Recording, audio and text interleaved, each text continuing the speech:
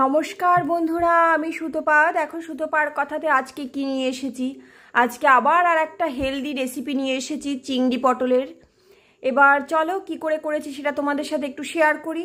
তবে রেসিপিতে যাওয়ার আগে বলি একই কথা, প্লিজ চ্যানেলটাকে সাবস্ক্রাইব করে ভিডিওটাকে লাইক দিতে ভুলো না। এবার চলো তাহলে। দেখো কি কি নিয়েছি।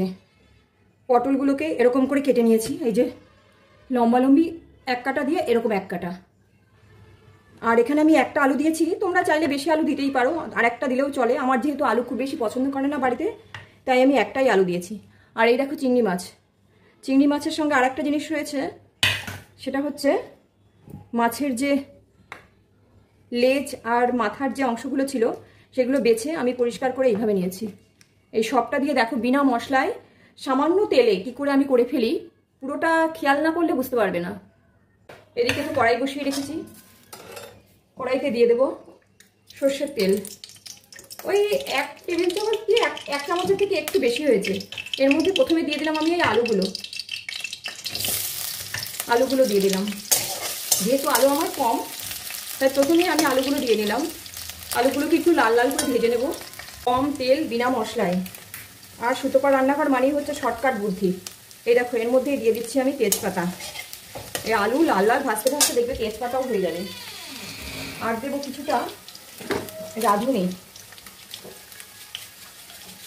এই যে ব্যাস। এইটাই আলু ভাজা হতে হতেই দেখবে তেজপাতা রাঁধুনি হয়ে যাবে।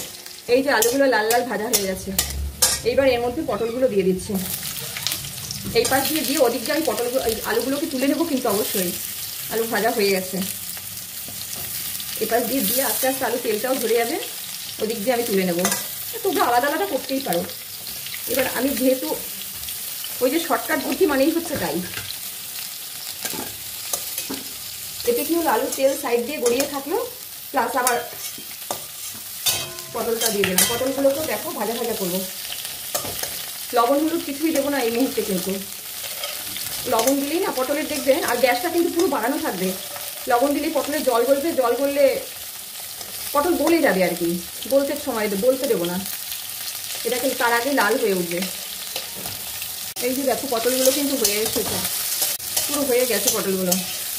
এইবার পটলগুলোকেও আমি তুলে নেব। ওই দেখো সাইডে কিন্তু তেল আছে, যেটুকুনি তেল আছে ওতেই আমার হয়ে যাবে। পটলে কিন্তু লবণ দিলে এরকম থাকতো না, পটলের চেহারা অন্যরকম হয়ে যেত লবণ হলুদ দিলেই। আর পুরো সফট তো বানাবো না, যেহেতু মাছ করব সেই কারণে পটলগুলো মাছের ঝোলের মধ্যে তাকিয়ে থাকবে, সেরকম রাখতে হবে। এই দেখো কয়টুকু তেল আছে, এই তেলের মধ্যেই করব। অল্প দুটো একটুখানি রাঁধুনি ফোড়নে দিয়ে দিচ্ছি, ব্যাস। এবার দিয়ে দেবো এই মাছগুলো। মাছে কিন্তু লবণ হলুদ দেয়নি এখনো। এইবার দেবো লবণ আর দেবো হলুদ দিয়ে এবার মাছগুলোকে নেড়ে চেড়ে ভাজবো। মাছগুলো দেখবে একটু বাদেই দেখবে জল গলে যাবে। চিংড়ি মাছ ভাজতে খুব বেশি তেলও লাগে না আর সময়ও লাগে না, সেই কারণেই আমি আগে আলু পটলটা করে নিলাম। এবার পটলটা করে নিলে হয় কি, পটলের যে জলগুলো যা থাকে ওতে চিংড়ি হয়ে যাবে। এবার এই চিংড়ির মধ্যে এই অবস্থাতে, এই চিংড়ি কিন্তু আমার হয়ে এসেছে প্রায়। এই যে খুব বেশিক্ষণ লাগবে না, এক্ষুনি হয়ে যাবে। আমি এই অবস্থায় গ্যাসটা কমিয়ে কাঁচা লঙ্কা দিয়ে দিচ্ছি কতগুলো। একদম কম মশলায় খুব হালকাভাবে পটল চিংড়ির রেসিপিটা যে এত টেস্ট হয়, না করলে বুঝবে না। লঙ্কা দিয়ে দিয়েছি। আর একটা জিনিস দেবো এই অবস্থায়, দেবো হচ্ছে এই দেখো একটা টমেটো। আমি মিক্সি জারের মধ্যে একটুখানি ঘুরিয়ে দেবো। অবশ্যই জল দেবো না, কিন্তু জল ছাড়া ঘোরাবো, যা হবে ওতেই হয়ে যাবে। এই যে দেখো ঘুরিয়ে নিয়ে এসছি, এবার এটাকে দিয়ে দেবো।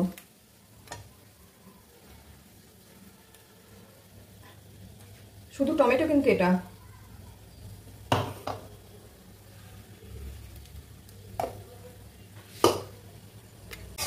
এইবার গ্যাসটা বাড়িয়ে চিংড়ি দিয়ে, টমেটো দিয়ে, কাঁচা লঙ্কা দিয়ে একটু নাড়বো কিছুক্ষণ, টমেটোর কাঁচা ভাবটা কাটানোর জন্য। আর এই ফাঁকে আবার কি করব, এই যে চিংড়িগুলো রয়েছে মাথা লেজটা, সেগুলোকে মিক্সি জারে দিয়ে ভালো করে পেস্ট করব।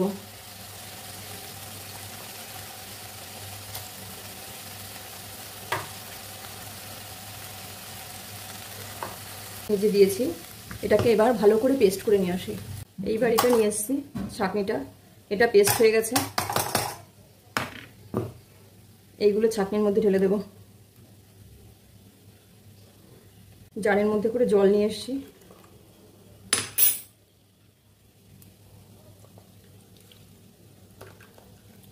পুরো ধোয়া জলটা পুরো দিয়ে দিলাম, একদম যেখানে যেখানে মাছের ইটা লেগে রয়েছে সবটা ধুয়ে দিয়ে দিলাম।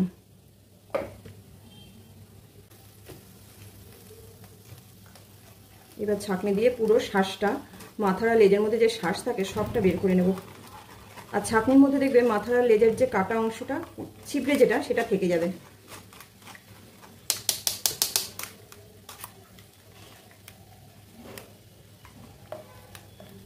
অনেকটা মাছ, মাছের লেজ আর মাথা মিলেও অনেকটা।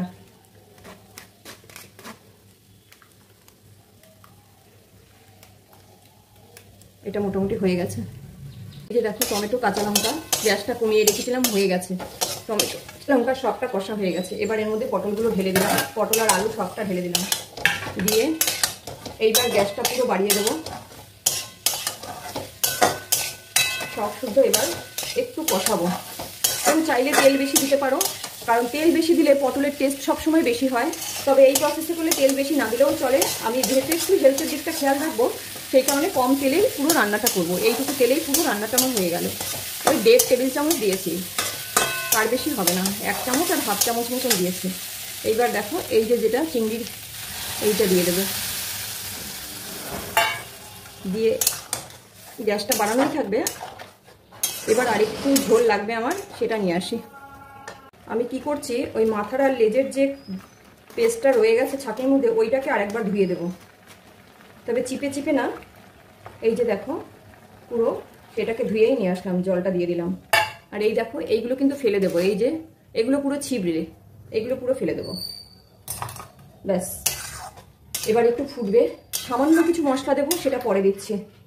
এবার একটু ফোটার অপেক্ষা করব। একটু হলুদ দিতে হবে এর মধ্যে, কারণ আমি ভাজাতে কোনো হলুদ দিয়েছিলাম না, শুধু মাছে একটু হলুদ দিয়েছিলাম, সেই কারণে একটু হলুদ লাগবে। এবার একটু ফোটার অপেক্ষা করব। এই যে দেখো ফুটে এই অবস্থায় যখন আসবে, তখন দিয়ে দেবো ভাজা মশলার গুঁড়ো। ভাজা মশলা বলতে জিরে, ধনে, তেজপাতা, শুকনো লঙ্কা, এই যে 1/2 চা চামচ, মানে 1/2 টেবিল চামচ, এবার ওই 1 চা চামচ হবে, দিয়ে দিলাম। ব্যাস, এবার কিচ্ছু লাগবে না, একদম কম তেল, এইটুকু মশলার গন্ধে ব্যাস পুরো রেসিপিটা কমপ্লিট। এবার একটুখানি ফুটবে, ফুটলে নামিয়ে দেবো। এবার সব শুদ্ধ একটুখানি ফুটবে। এই যে এটা পুরো কমপ্লিট। এই অবস্থায় এটাকে নামিয়ে নেব। এই দেখো ঝোলটা কেমন হয়েছে। এই ঝোলটা পুরোটাই চিংড়ি মাছের শ্বাস রয়েছে, সেই কারণে কোনো মশলাই এতে লাগে না। আর চিংড়ির সাথে ভাজা মশলার গন্ধটা খুব খাটে, ওই জন্য ভাজা মশলাটা দিলাম। আর তেল তো একদমই কম, দেখতেই পেয়েছো। এবার এটাকে আমি নামিয়ে নিই।